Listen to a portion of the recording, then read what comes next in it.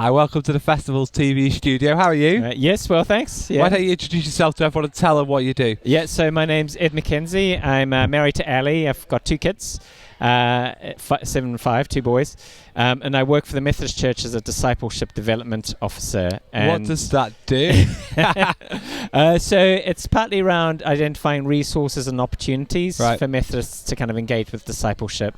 It's partly around organising conferences as well and identifying those areas which might need more resourcing or more kind of initiative and collaborating with colleagues across the connection. So, do you think the Methodist Church is good at discipleship? Do you think that's one of our strong points, or do you think that's an area we need to improve? So I think broadly, probably there's a need for improvement, but I think you could say that about anything, you know. So for me, discipleship is recovering those kind of simple practices of prayer, scripture reading, you know, and kind of holding those, you know, within the context of community and things. So yeah, I think there's room for improvement, but there is for, you know, across the board in one sense. And you wrote a book. Why don't you tell us a little bit about the book? So this book is called Together with God, An Introduction to Family Worship.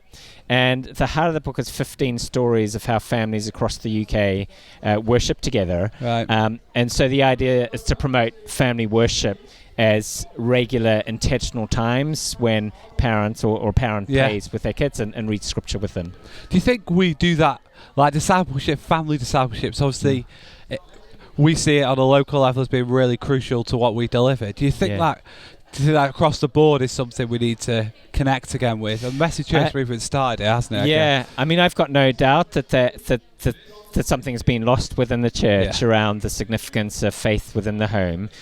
So I think a lot of Christian parents have possibly outsourced the spiritual development of their kids to the church, to the Sunday school.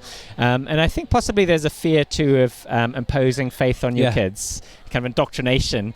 Actually, the research shows that family devotions, family worship is one of the key ways in which faith is passed on between the generations. So I think it is something that a lot of Christian parents haven't necessarily thought about, but it's something which is so key for lots of reasons. What's one of the better stories that you'd love to share with us for the book? Well, all the stories they're are all good, aren't they? They're all good.